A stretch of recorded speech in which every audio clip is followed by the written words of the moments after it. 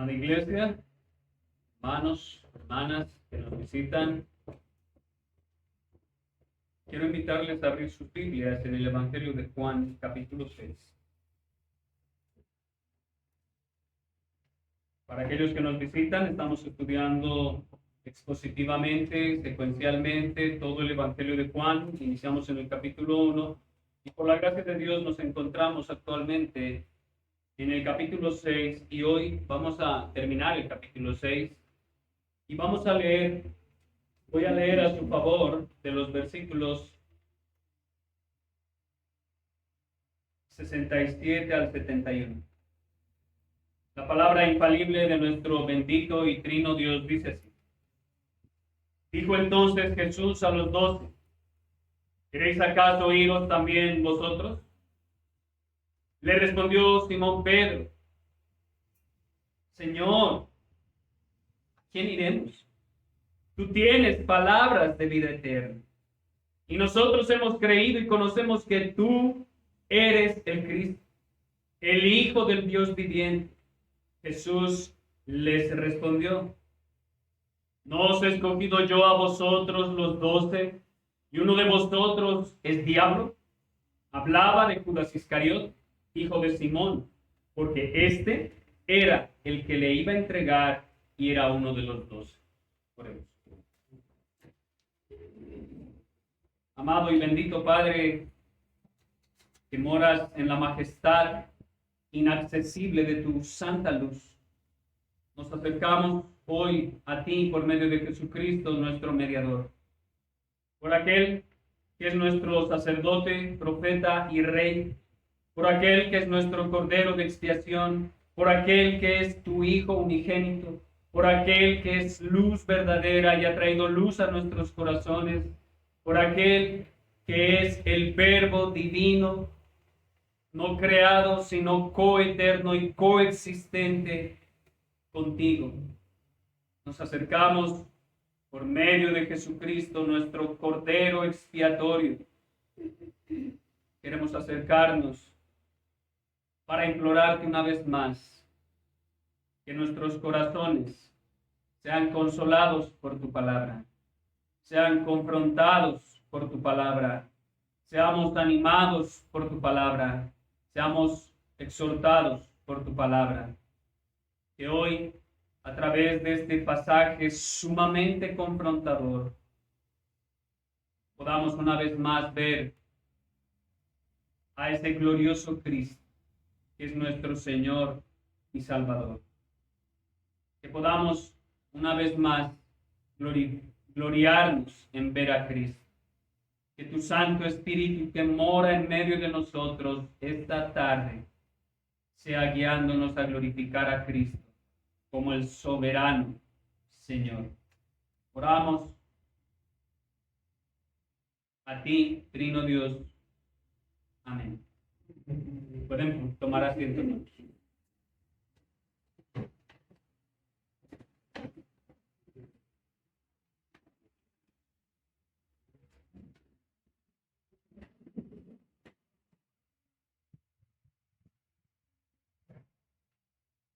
Estos últimos versículos en el capítulo 6 nos hablan de los resultados de la predicación de la palabra. Y como el mismo Señor Jesucristo vivió de primera mano estos resultados, como Él mismo los evidenció y los vio al finalizar su sermón, que fue un sermón de hecho bastante largo, desde el versículo 25 del capítulo 6, que se extiende bastante. En este sermón, Él habló acerca de Él mismo como el pan que descendió del cielo, un pan que debían comer todos aquellos que quieran creer y ser salvos. Un pan del cual debían alimentarse, no solo una vez, sino constantemente. Y eso confrontó bastante a su audiencia en ese momento. Quiero recordarles que su audiencia fue esos judíos que vieron el milagro de los panes y los peces, posiblemente más de 15,000 personas que lo estaban siguiendo. Y además de eso, estaban ahí los escribas y fariseos, porque él estaba enseñando en una sinagoga de los judíos. Entonces,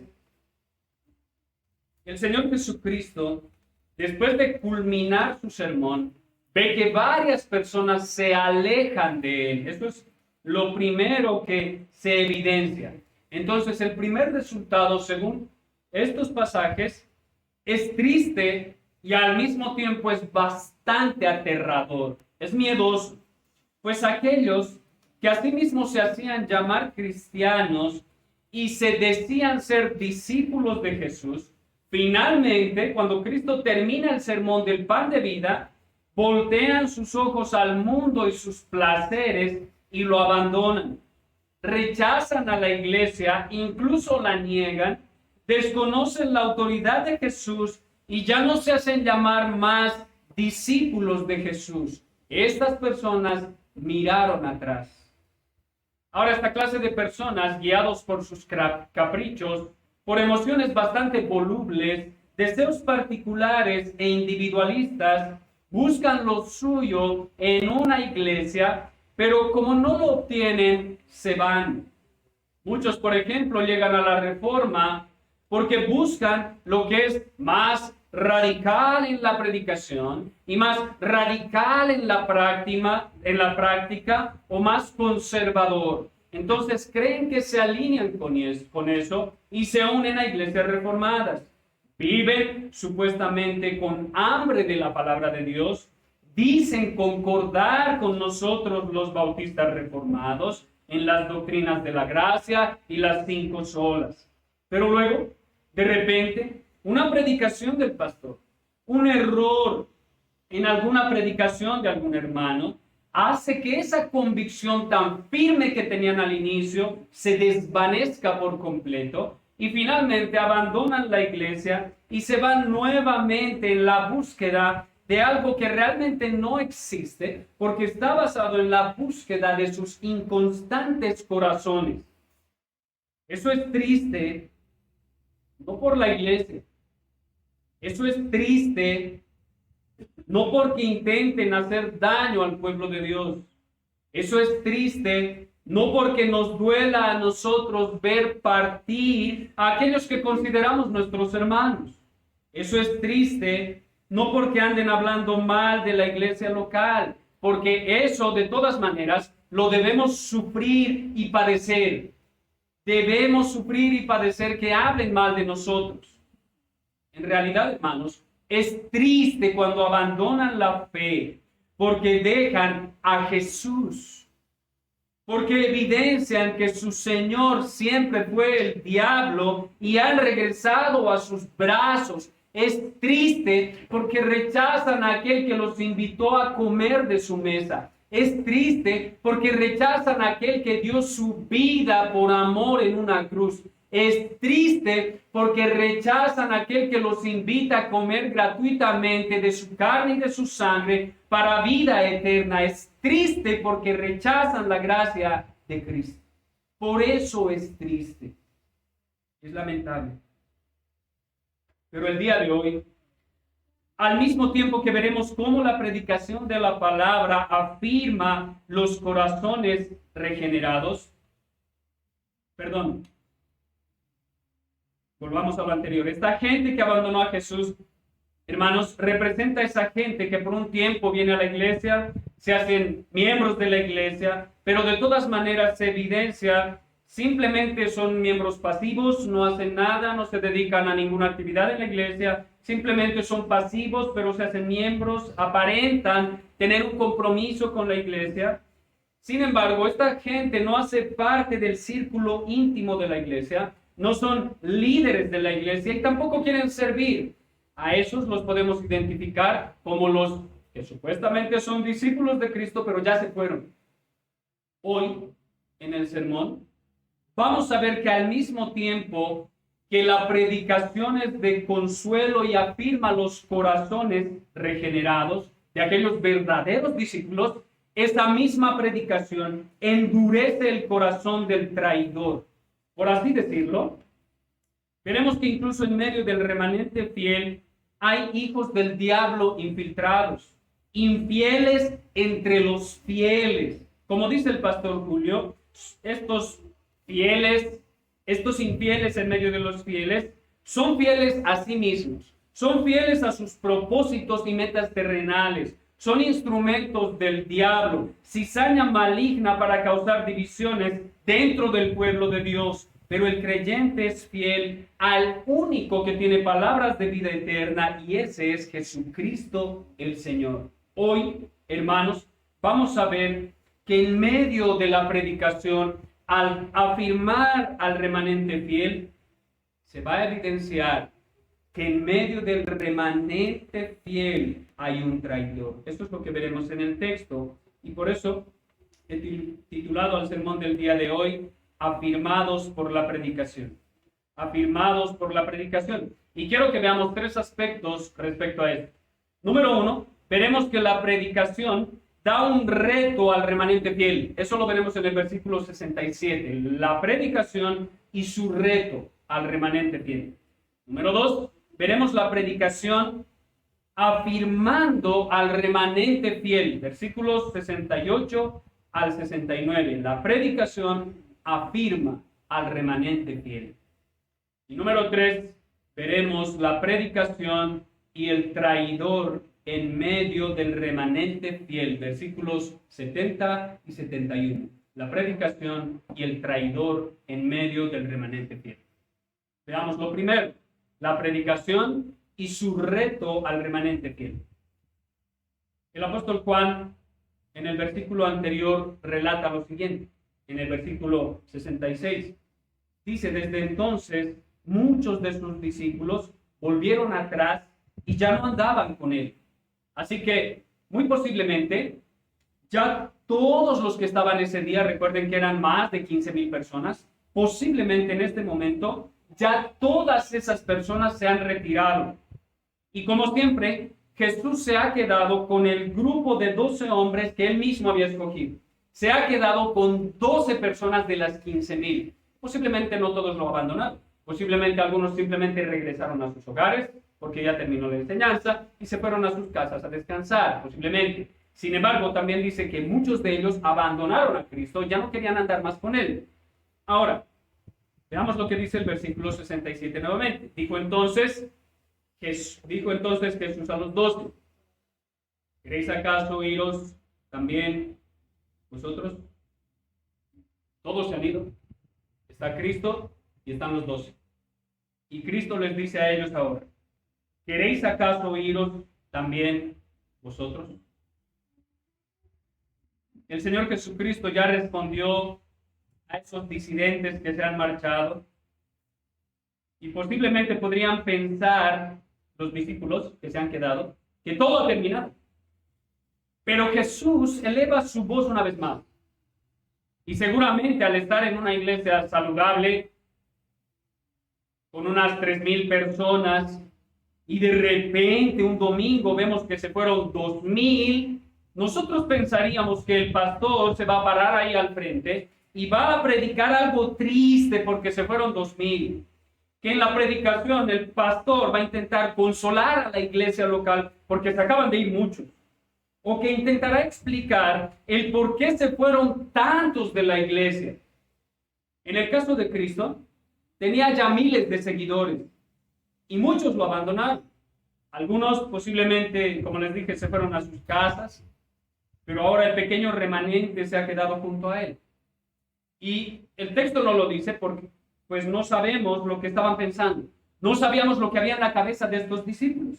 Posiblemente ahora estén pensando que el ministerio de su maestro ya no es tan eficaz como ellos habían creído. Posiblemente estén pensando que su maestro no es tan bueno como ellos creían. O posiblemente entró la duda en sus corazones. Fueron muchos. Y esto puede poner a dudar el corazón de los apóstoles. Pero hay algo que sí sabemos. Y es la pregunta del Señor Jesús. Ahora, vean que esta pregunta del Señor Jesucristo, por un lado, no es una pregunta lastimera. No es una pregunta de lástima o desespero porque se acaba de quedar sin muchos seguidores, miles se han ido. Claro que no, porque Jesús no busca agradar al hombre, sino a su Padre Celestial que lo ha enviado con una misión clara. Así que Él les hace una pregunta bastante confrontante, que en el fondo tiene un propósito de confirmar a sus discípulos, confirmar a sus apóstoles. Ahora, no sé ustedes, hermanos, pero yo imagino que los 12, después de lo que acaba de suceder, deben estar atentos a su maestro. Deben estar atentos mirando su rostro a ver qué es lo que dice, a ver qué es lo que expresa, mirándolo fijamente y esperando su reacción. Y lo primero que sale de los labios de su maestro es una pregunta muy confrontante. ¿Qué? ¿Queréis acaso iros también vosotros? ¿Quieren irse también ustedes? Es como si Cristo les dijera a sus apóstoles, vean, la fama se ha esfumado, por lo menos el tipo de fama que el mundo anhela, ese tipo de fama mundana. La popularidad se ha ido como el humo que sale de las chimeneas. Muchos ahora me aborrecen y muchos se marcharon. La iglesia de miles se ha convertido en una iglesia de unos cuantos. ¿Quieren irse también ustedes? Ahora, esta pregunta tiene un doble propósito, porque recuerden que, según el contexto, entre los 12 hay un traidor. Entre los 12 apóstoles está el traidor. Así que por un lado, quiere animar, quiere exhortar, quiere retar a los 11, y por el otro Cristo está confrontando y llamando al arrepentimiento al traidor. Por un lado, la pregunta a los 11 es, seguramente ustedes no quieren irse también, ¿o sí? Esa es la pregunta a los 11. Seguramente ustedes no quieren irse también, ¿o sí? Ustedes no son como ellos, ¿cierto? Ustedes no son como el resto, ¿verdad? Ustedes son mis discípulos fieles, ustedes no son infieles, ¿cierto? Esa es la pregunta a los 11. Por otro lado, la pregunta a Judas es, Judas, ¿quieres irte en este momento o esperarás más tiempo? Judas, ¿por qué no revelas que pronto te marcharás y me traicionarás? Judas, ¿por qué no te arrepientes de lo que hay en tu corazón y crees en el evangelio y no te marchas jamás? ¿Por qué no te quedas? Ahora, hermanos, ¿no es este el objetivo mismo de la predicación? Ese es el objetivo de la predicación, afirmar a los creyentes y exhortar a los impíos al arrepentimiento. Cristo está haciendo eso con estas breves palabras. Por eso, la misma palabra es para los 11 fieles de aliento, de reto, y confirma su fe. Pero, por otro lado, estas mismas palabras son juicio para Judas, que está presente en este momento. Son de reto para los creyentes. ¿Quieren irse ustedes también? Veamos cómo esa porción y todo el sermón afirmó a los verdaderos creyentes. Y eso nos guía al segundo aspecto. La predicación afirma al remanente fiel. Versículos 68 y 69.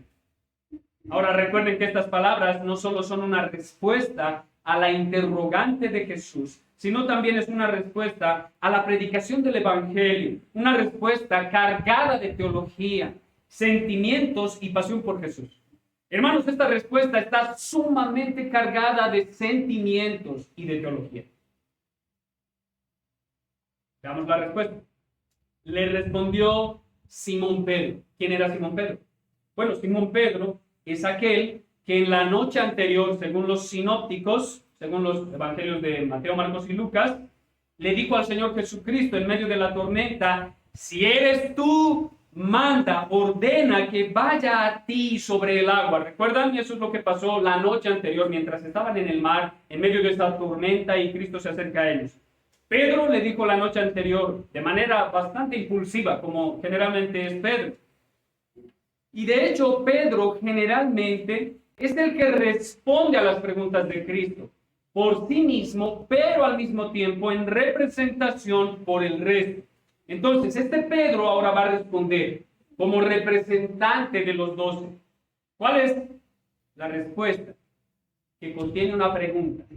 Pedro le dice al Señor, Señor, ¿a quién iremos? ¿A quién iremos? Tú tienes palabras de vida eterna. Ahora, como dice J.C. Wright de esta porción, esta pregunta de Pedro es un fuerte estallido de sentimientos. Como si Pedro dijera, ¿a qué rey podremos acudir? ¿A qué maestro podríamos ir? ¿A qué gobernante podríamos asistir? ¿A qué persona podríamos ir si te abandonamos? ¿A quién podríamos ir si no a ti? Tú tienes palabras de vida eterna. Nadie más las tiene. ¿A quién? ¿Dónde hallaremos a alguien como tú? ¿Qué ganaríamos con abandonarte? De hecho, lo perderíamos todo. ¿Acaso podríamos hallar refugio con los escribas y fariseos o saduceos? ¿Acaso podríamos hallar refugio en la religión judía de la cual estamos saliendo? ¿Acaso podríamos hallar refugio con los ídolos de los romanos? Claro que no, porque solo Jesús tiene palabras de vida eterna. Solo Cristo. Por lo tanto, la pregunta es, nadie es como tú. Por lo tanto, no podemos acudir a nadie más que a ti. ¿A quién podríamos ir? Continúa Pedro diciendo, y nosotros hemos creído y conocemos que tú eres el Cristo, el Hijo del Dios viviente, y aquí es donde viene la teología. Hay varias palabras que considerar, pero quiero que consideremos dos palabras que en griego son sumamente importantes. La primera en griego es la palabra pisteo, que se traduce para nosotros como creído, creído. Y esta palabra hace referencia a un creer real y verdadero para salvación. A un creer real y verdadero para salvación que sucedió en un punto del tiempo, pero que se sigue fortaleciendo y creciendo. Pedro está diciendo, nosotros, yo Pedro, y el resto hemos creído en ti como nuestro Señor y Salvador, y sabemos que tú eres el Hijo de Dios. Tú eres el Cristo, tú eres el Mesías, tú eres el que estábamos esperando, y hemos creído en eso. Y en eso está la salvación. La segunda palabra en griego que es importante es la palabra gnosko, que para nosotros se traduce como conocemos. Conocemos. Ahora, este conocemos no habla de un conocer meramente intelectual. No está diciendo, sí, sabemos todo lo que has dicho, creemos todo lo que has dicho, y sí te conocemos porque ya hemos visto como 1 año y medio aproximadamente tu ministerio, y pues te conocemos. No, más bien este conocer habla de un conocer relacional, un conocer experimental e íntimo. Ellos conocen a Jesús como la esposa conoce a su esposo, en una relación de pacto, en la que ya no son más dos, sino un cuerpo, espiritualmente hablando. Este es el tipo de conocer del cual Pedro está hablando. Te conocemos. Tú eres nuestra cabeza y nosotros somos tu cuerpo. Tú eres nuestro amado y nosotros somos tu amada. Tú eres el esposo y nosotros somos tu esposa. Estamos bajo el pacto. Ahora, ¿qué creen y conocen de Él? ¿Qué creen de Cristo y qué conocen de Cristo? Bueno, el texto dice que conocen que Él es el Cristo. Ahora, De manera breve, quiero recordarles que la palabra Cristo no es el nombre de Jesús. Cristo es un título de Jesús. Jesús es su nombre. Cristo es un título de Jesús. Es un título que hace referencia a que Él es el Mesías. El Mesías esperado y profetizado por todo el Antiguo Testamento. Aquel que fue anunciado. Él es el ungido de Jehová, que vendría a rescatar lo que se había perdido. Cuando dicen, tú eres el Cristo, le están diciendo, tú eres el ungido de Jehová. Tú eres nuestro Redentor. Tú eres nuestro Salvador. Por eso le dice, tú eres el Cristo.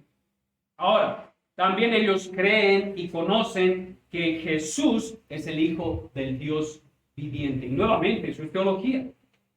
Él es Dios de Dios. Con estas palabras, Hijo del Dios viviente, ellos están diciendo, tú eres Dios de Dios. Tú eres luz de la misma naturaleza del Padre, coigual al Padre, coeterno con el Padre, con todas las perfecciones de la divinidad en ti, no creado en ningún momento, sino engendrado desde toda la eternidad, sin un principio y sin un fin. Tú eres el Hijo del Dios viviente, de aquel que es eterno igual que tú. Tú eres su Hijo unigénito. Él es Dios. Eso es lo que creen ellos. Ahora, lo que Pedro declara, hermanos, es lo que Juan el apóstol en todo el Evangelio dice que es su propósito por el cual escribió el Evangelio. ¿Cuál es el propósito del Evangelio según San Juan?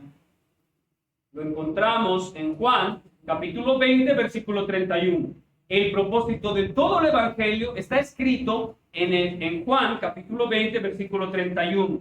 ¿Cuál es el propósito? Dice Juan, pero estas se han escrito para, eso es propósito. O sea que Juan escribió todo el Evangelio ¿para qué? Para que creáis que Jesús es el Cristo, lo que acaba de declarar Pedro, el Hijo de Dios, lo que acaba de declarar Pedro. Ahora, ¿qué pasa para aquellos que creen que Cristo es el Mesías, el Salvador, el Redentor, que es el Hijo de Dios o igual al Padre, que es Dios? ¿Qué pasa con aquellos que creen en Él? Dice, y para que creyendo tengáis vida en su nombre. Pedro está diciendo, hemos tenido vida en tu nombre.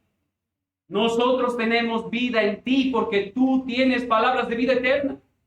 Las palabras que salen de tu boca son vida y han dado vida a nuestros corazones. Eso es lo que está diciendo Pedro.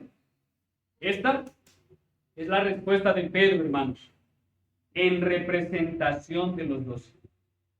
Ahora, Pedro no es infalible. Él piensa que los 12 están en un mismo sentido. Pedro piensa que Judas está en el mismo sentir de él y el resto de apóstoles. Pero en medio del remanente fiel de 12 hombres hay un traidor. Hay un hombre en medio de los 12, que posiblemente externamente diga amén a las palabras de Pedro, que posiblemente hasta se regocije en las palabras de Pedro, pero que internamente él ni ha creído ni conoce a Cristo de manera relacional. Hay alguien en medio de los 12 que no ha nacido de nuevo. Hay alguien en medio de los 12 que es un traidor. Hermanos, esto es bastante confrontante porque es como si en medio de un grupo de pastores, uno de esos pastores fuera un traidor. Es terrible. Pero nadie se va a dar cuenta de que Judas es el traidor. Nadie se dará cuenta quién es el traidor hasta que el traidor dé fruto de injusticia, hasta que el traidor evidencie su traición, hasta que el traidor pese a su maestro. No se iban a dar cuenta. Por eso Pedro en este momento está pensando que los 12 han creído y conocen a Cristo. Pedro no lo sabe. Esto nos guía al tercer aspecto del sermón, la predicación y el traidor en medio del remanente fiel. La predicación y el traidor en medio del remanente fiel. Versículo 70 y 71. Vean lo que dice. Jesús les respondió. Vean. Pedro fue el único que habló. Pero Pedro estaba representando al resto. Así que Jesús no le responde solo a Pedro. Le va a responder a todos. A todos. Por eso dice Jesús les, en plural, les respondió. Con una pregunta también. ¿No os he escogido yo a vosotros los 12? O sea que solo estaban los 12. ¿No los he escogido yo a vosotros los 12? Y uno de vosotros es diablo. Ahora, el versículo 71 es una aclaración de Juan. Eso ya no son palabras de Jesús. La respuesta de Cristo está en el versículo 70. Juan, en el versículo 71, aclara de quién estaba hablando Jesús. ¿Se dan cuenta? Jesús está hablando de alguien. Dice, uno de vosotros es diablo, uno de cualquiera de ustedes. Debido a que Juan escribió su evangelio posiblemente en el 90 después de Cristo, ya ha pasado mucho tiempo, así que Juan va a aclarar a quién se refería Cristo. ¿Qué es lo que dice el texto? Hablaba de Judas Iscariote, hijo de Simón, porque este era el que le iba a entregar y era uno de los 12. Era un apóstol.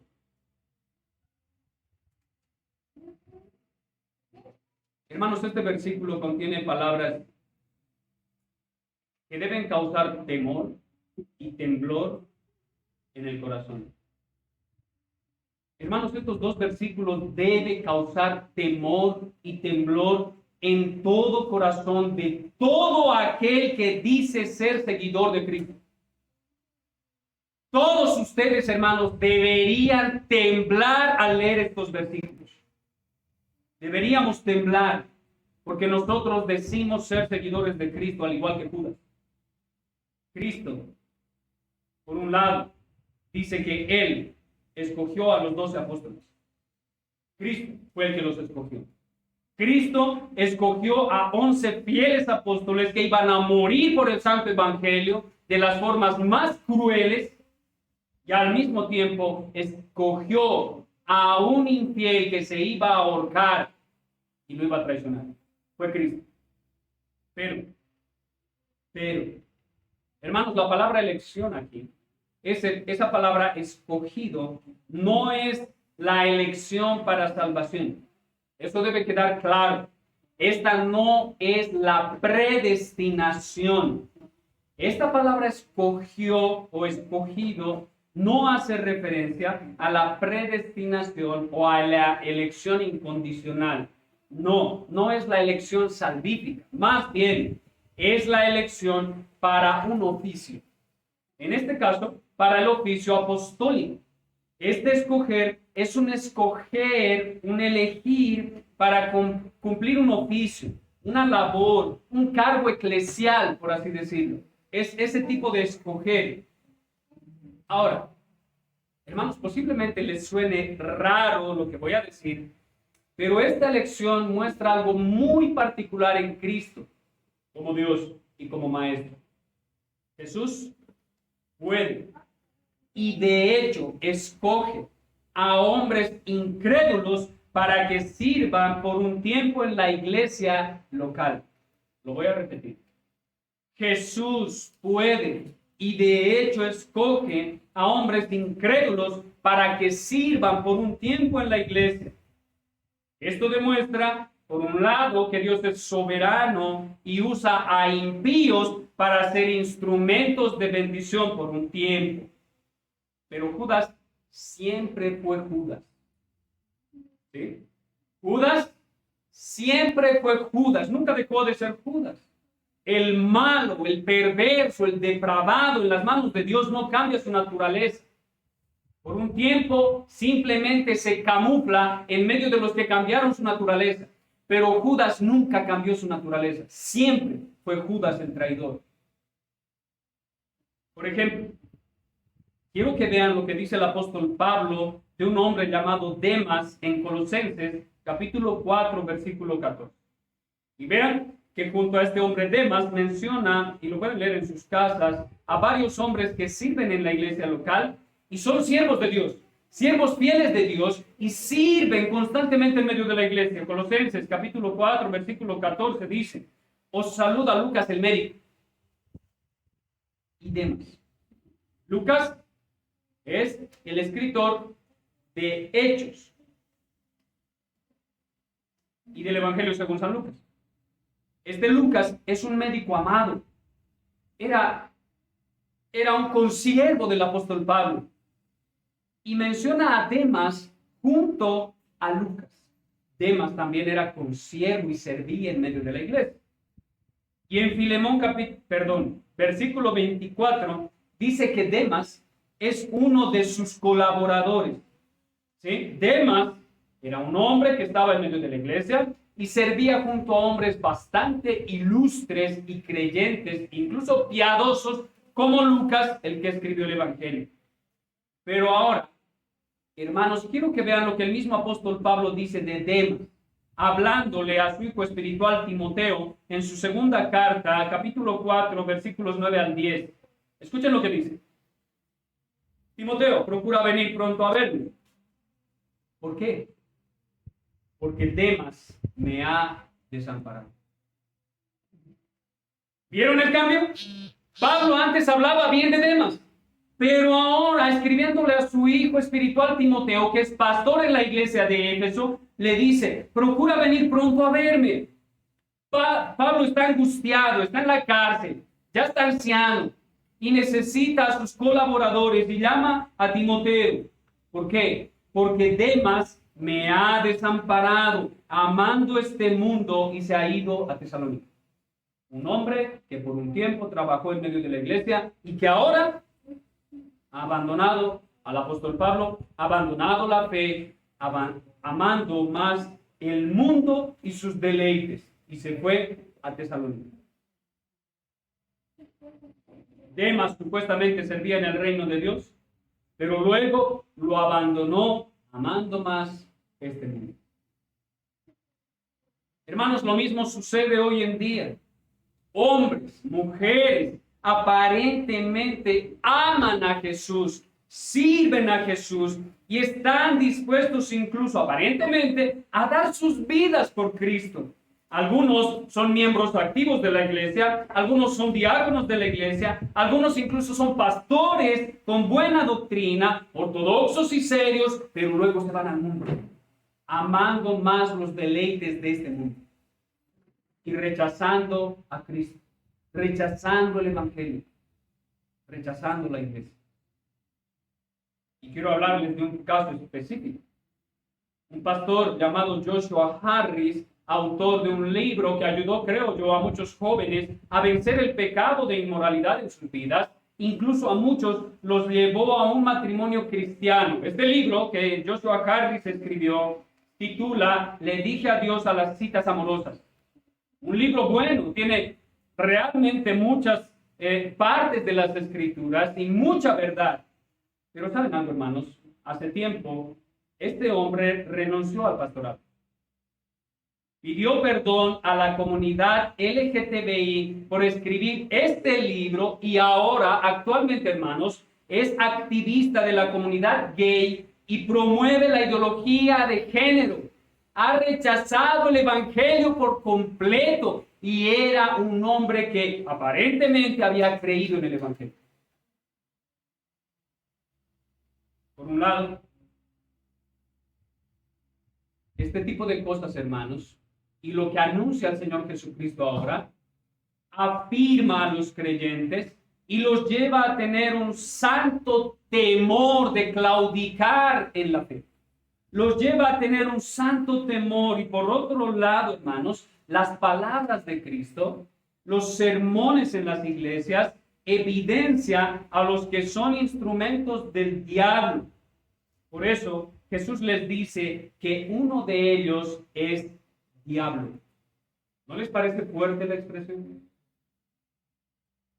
¿Les parecería fuerte si alguna vez no sé, tendríamos 10 pastores y alguno de ellos se va al mundo y de repente alguno de los pastores se pare y diga, el que nos abandonó es un diablo, es lenguaje fuerte. Pero el Señor Jesucristo habla de Judas de esta forma, en medio de nosotros, del remanente fiel, de los líderes de la iglesia, de los diáconos de la iglesia, de la membresía oficial de la iglesia, existen diablos, existen diablos. Esta palabra, hermanos, en el griego significa el que acusa falsamente, el que divide a las personas sin razón alguna, el que calumnia, el que dice mentiras. Por eso al diablo se lo conoce como el padre de mentira. Es un mentiroso. Este es un diablo. Pero de manera más directa, llama a Judas de esta forma, porque él sería el acusador y traidor de Cristo.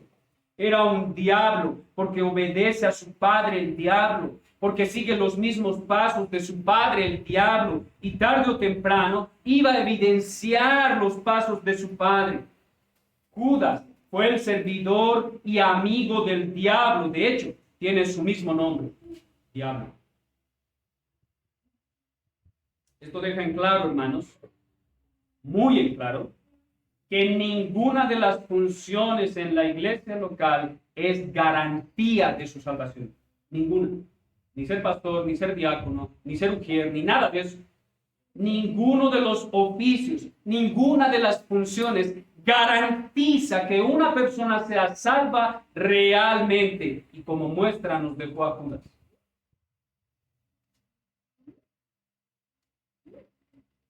Judas, como apóstol, sanó enfermos, sacó demonios, fue a evangelizar. Él mismo se sacudió el polvo, la tierra de sus pies, cuando gente que no creía en el Evangelio, cuando no recibieron el Evangelio con agrado. Él se sacudió el polvo de los pies y cada grano de arena que cayó de sus sandalias fue para la perdición de Judas. Él hizo todas esas cosas, pero nada de lo que hizo era certeza de su salvación. También deja en claro, hermanos, que el entusiasmo colectivo no es garantía de que todos creen de corazón. ¿A qué me refiero con esto? Estamos aquí presentes, el pastor termina la predicación y un hermano se para y dice amén. Y el resto emocionados, extasiados por el momento, porque la predicación fue buena o posiblemente la palabra de Dios lo confrontó y el resto también dice amén. Hermanos, el entusiasmo colectivo no es garantía de que todos los que dicen amén sean salvos. No es garantía. Hoy ustedes pueden decir amén al sermón y eso no es garantía de que todos los que dicen amén sean salvos. No es garantía. Pero también hay algo muy claro, hermanos, y eso enternece el corazón, y es la misericordia y paciencia de Jesús con Judas. La misericordia y la paciencia de Jesús hacia Judas. Cristo le advirtió muchas veces y de muchas maneras que Judas no te escudes en la fe del resto. Eso lo dijo Pedro, y si tú no crees eso, di lo contrario. Lo llamó al arrepentimiento, no por su nombre, no por su nombre, porque yo creo que de seguro Pedro lo mataría con una espada o intentaría cortarle la cabeza o la oreja. Juan y Jacobo seguramente pedirían la ira de Dios se derrame sobre él inmediatamente desde el cielo por medio de truenos o rayos. Pero claramente,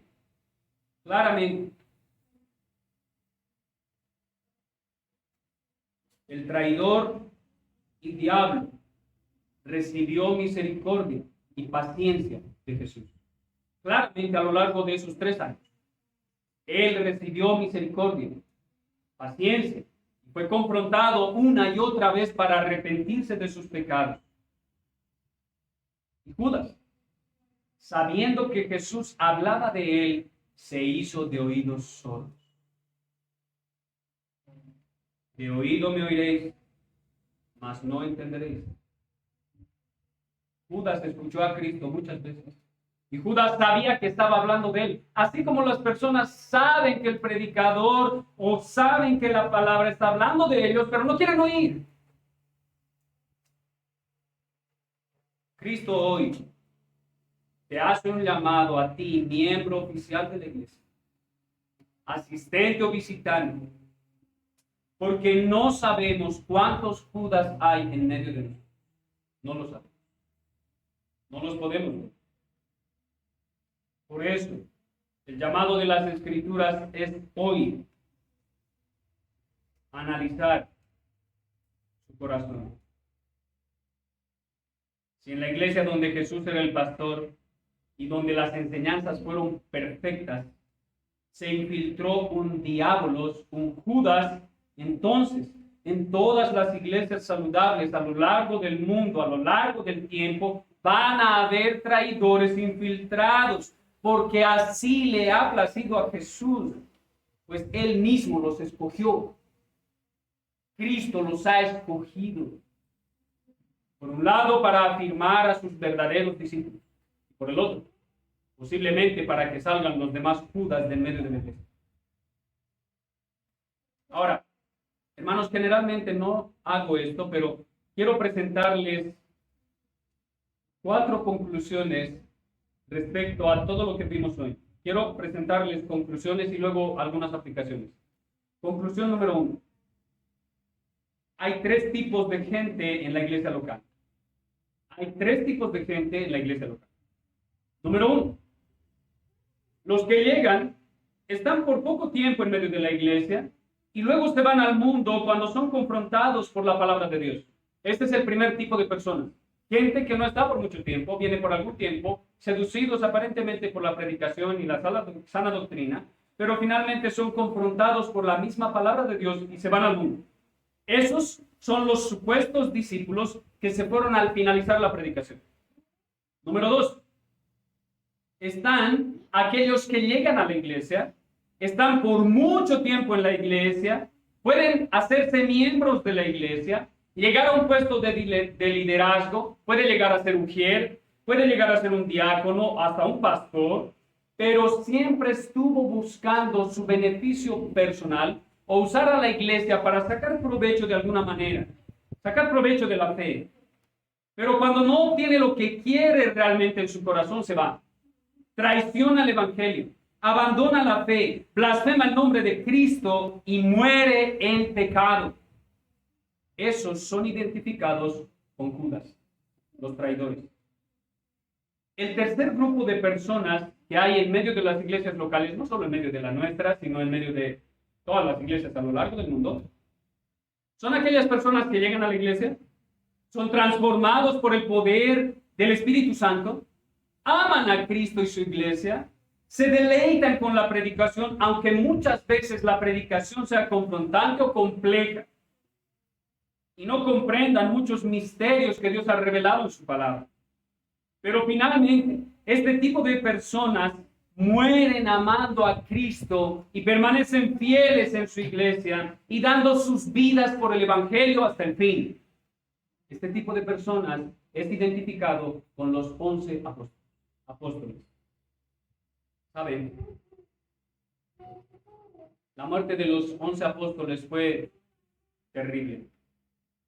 Muchos de ellos, como Pedro, que habló en esta ocasión, fue crucificado. Pero Pedro mismo dijo: yo no soy digno de que me crucifiquen igual que a mi maestro. De vuelta a la cruz, porque yo ni siquiera soy digno de ser crucificado como él. Pero voy a morir como él, porque jamás negaré la verdad. Hay muchos en medio de nosotros que serán de ese tipo de personas, creyentes fieles hasta el fin, que no abandonarán la fe y que amarán a Cristo por siempre. La segunda conclusión, hermanos, es muy dura, es muy confrontante, pero el texto enseña claramente, hermanos, que a los traidores del evangelio se los llama por nombre. ¿Lo ven en el pasaje? A los traidores del Evangelio se los llama por nombre y se denuncia su pecado por nombre. Sí lo sé.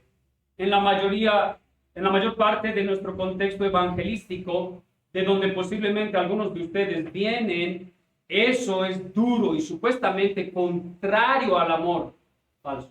No hay nada más falso que eso.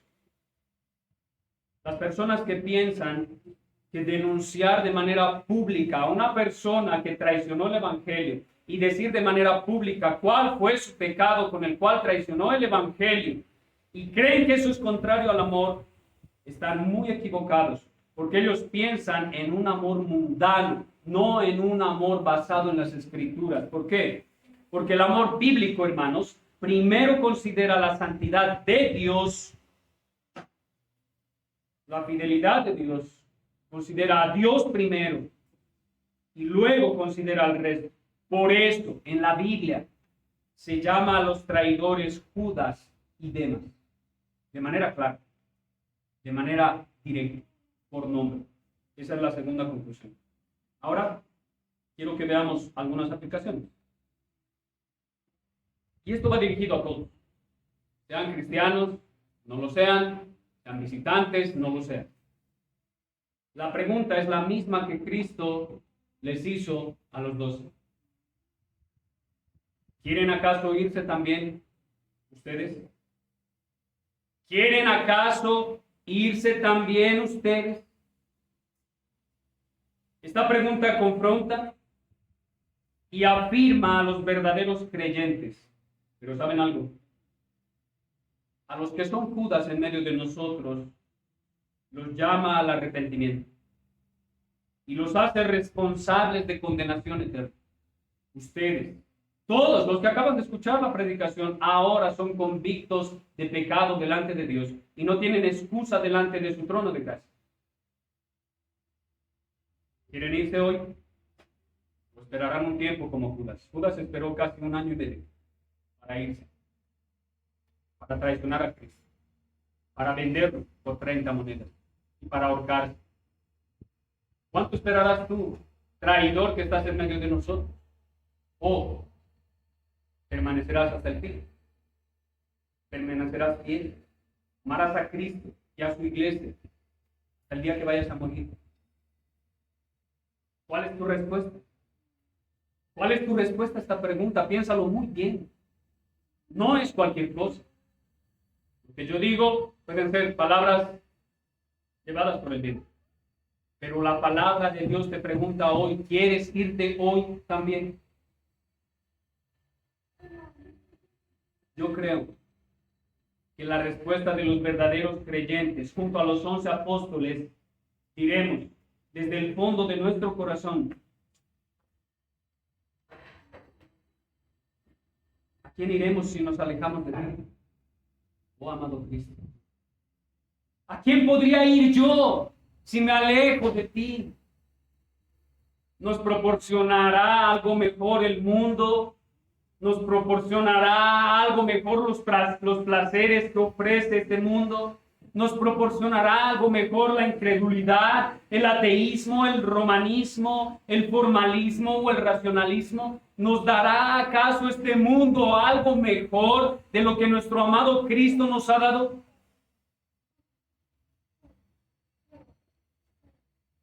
Seguramente los verdaderos creyentes dirían: tú tienes palabras de vida eterna, ¿a quién podría ir sino a ti? Tú eres mi Cristo, tú eres mi amado, tú eres codiciable para mí, yo te quiero a ti entero y soy tuyo. A nadie más, en nadie más encuentro lo que encuentro en ti. En nada más encuentro lo que encuentro en ti, mi amado Cristo. Yo he creído y te conozco.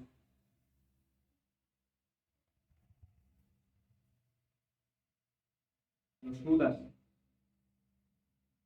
posiblemente responderán amén, pero pronto saldrán, pronto traicionarán a Cristo y traicionarán a su esposa, la iglesia, por amor al dinero, por amor a los placeres de este mundo, por amor a los placeres de la carne, y se perderán en la inmundicia de su pecado. Y saben algo, algún Judas puede estar hoy entre nosotros. Y lo vemos como un hermano muy amado, como alguien activo, como un líder o un buen hermano.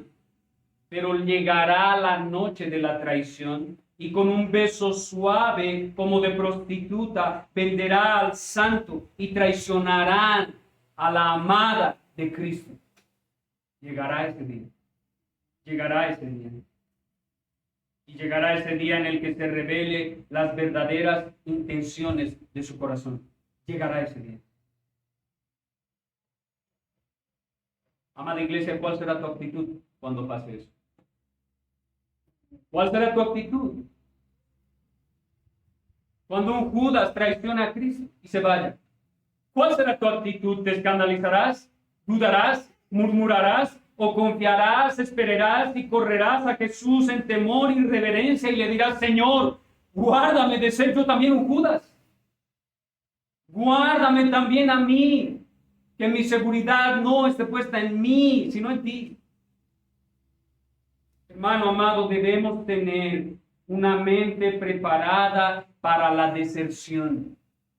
Debemos tener una mente preparada y capacitada para la deserción, porque muchos llegarán y se irán. Y de hecho eso no es raro, eso es normal.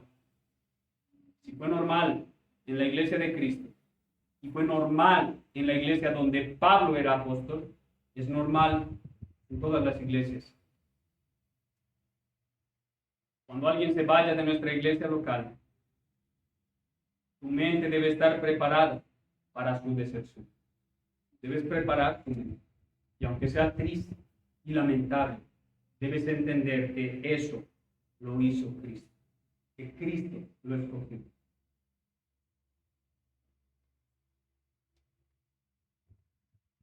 Eso no es raro, porque los impíos, moralistas, o que quieren sacar provecho de la iglesia, hermanos, algún momento se cansarán.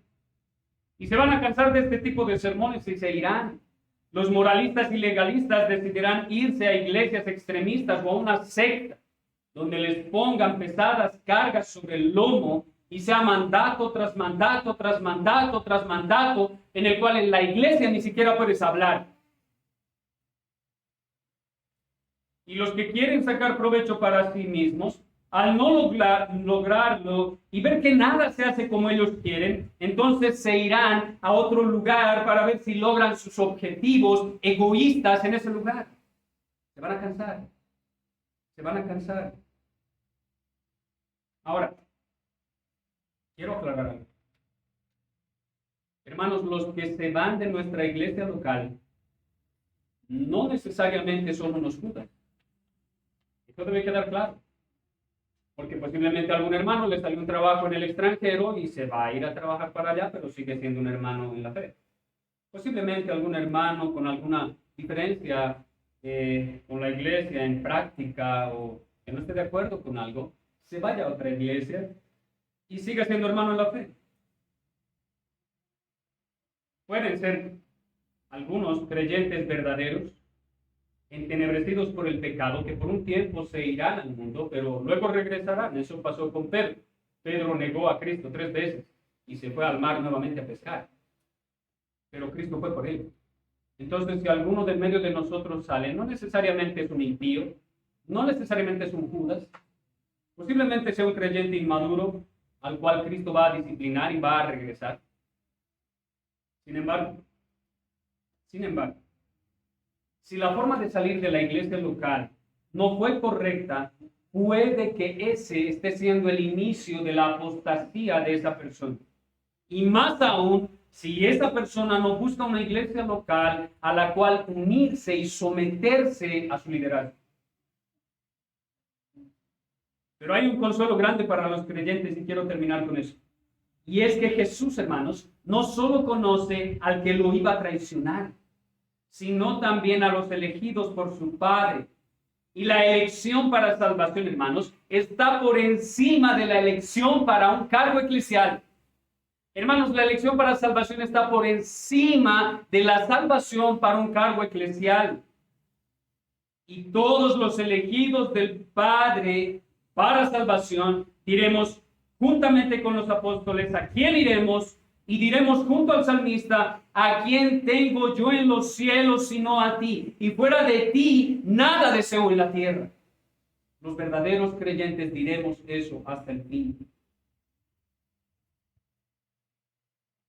Los verdaderos creyentes moriremos amando a Cristo, viéndolo codiciable en todo momento, viéndolo como nuestro único amor eterno y siempre recordando, siempre recordando que no hay otro nombre bajo el cielo en que los hombres puedan ser salvos.